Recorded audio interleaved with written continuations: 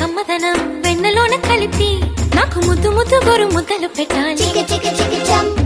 ప్రేమలోన ఉన్న తీయదనం ప్రేమతోటి తెలిపి చిన్న తప్పు చేస్తే నన్ను తీయక తిట్టాలి.